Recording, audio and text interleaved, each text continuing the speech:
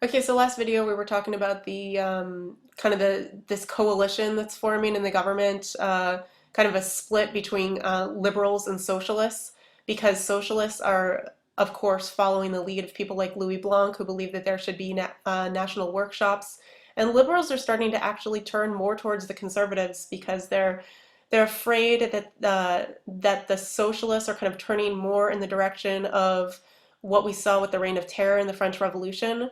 So, so because there's going to be kind of this split between liberals and socialists, what this is going to do ultimately is culminate with the April elections.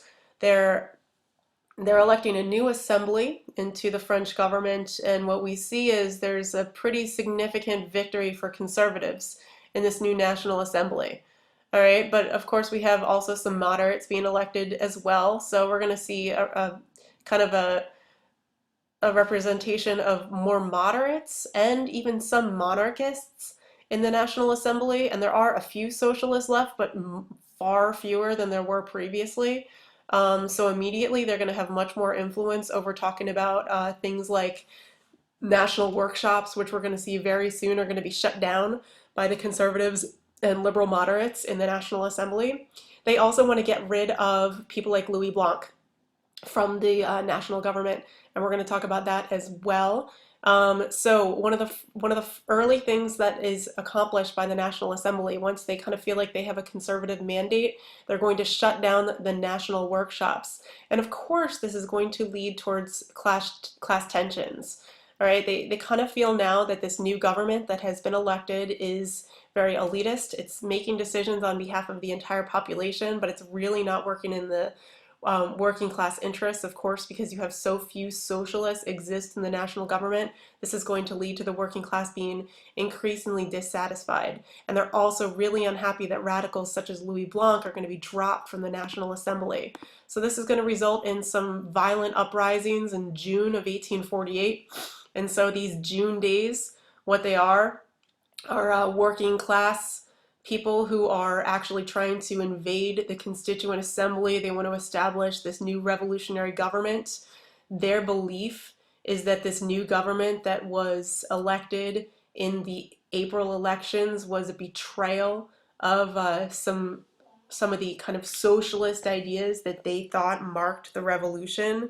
Um, they very much believe that there should be a redistribution of wealth, that there should be guaranteed employment for all. All of these things are being taken away by this new conservative government that has been put into place in April.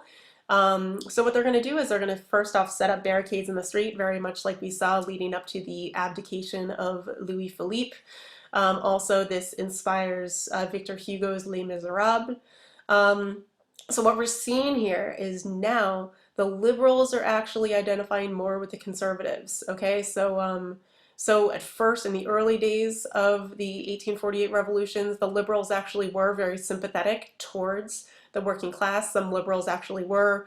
Some liberals had socialist ideas, but by the time you get to June in 1848, this is very much changing, and the whole thing is taking a more conservative direction. Okay, so what do we have happen in Paris? Again, barricades forming in the street.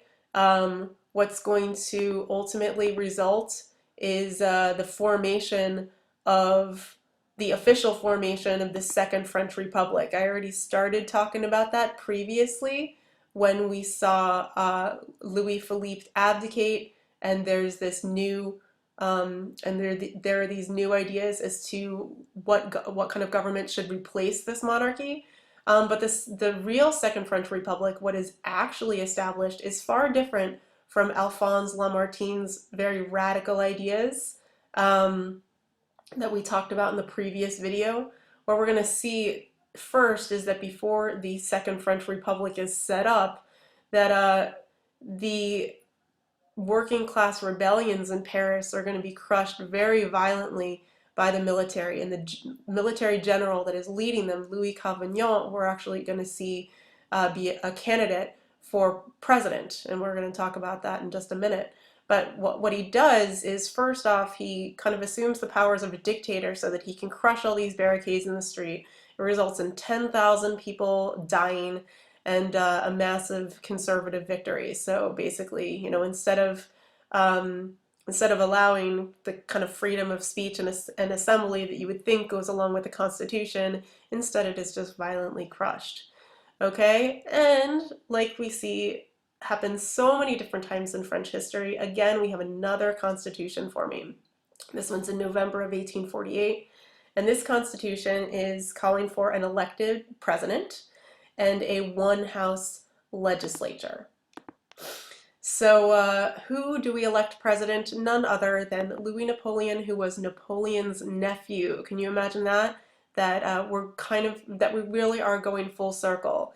If the government is actually willing to elect a Bonaparte back into government, despite the fact that of course, we know the Congress of Vienna and the Concert of Europe was so adamant about not having a Bonaparte ever rule France again. So it's interesting that we're going back to that point. Um, so, uh, so Louis Napoleon was known as the law and order candidate. He does defeat Cavaignan, the military general that squashed the June Days Rebellion. And so what we're seeing here is that if a Bonaparte was elected president, ultimately we're seeing that this is a huge turn um, from the middle class, who originally supported the socialists and the working class, to now supporting a more conservative movement, because the middle class is very much kind of carrying this vote. So this is really significant. The middle class is kind of changing their allegiance from the working class to the more conservatives. So what kind of president is Louis Napoleon?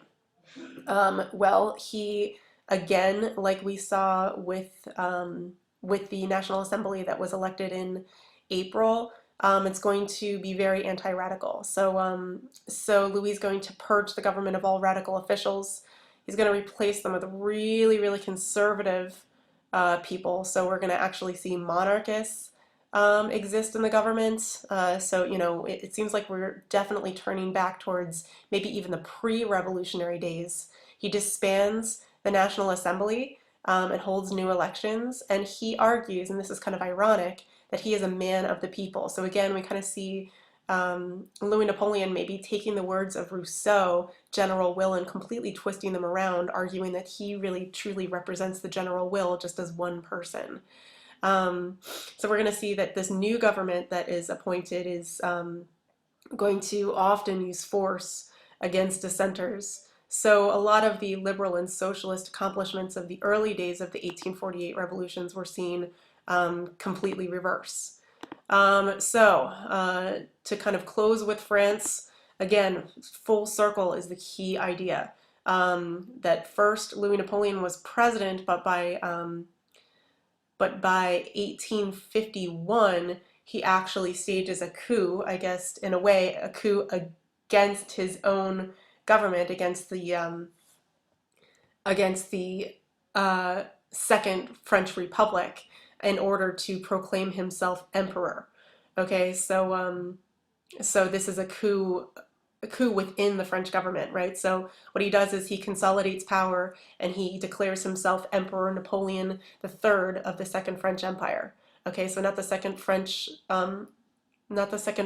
Republic as we were calling it before, but now the Second French Empire. Key difference in words. Okay, but what's interesting though is that a plebiscite actually confirms this, which means again we see more of the liberals in France are supporting more of a conservative government if they're actually in support of Louis Napoleon becoming emperor. So in general, where does this sort of leave us with France? We see that the revolutions of 1848 are generally a failure for the working classes.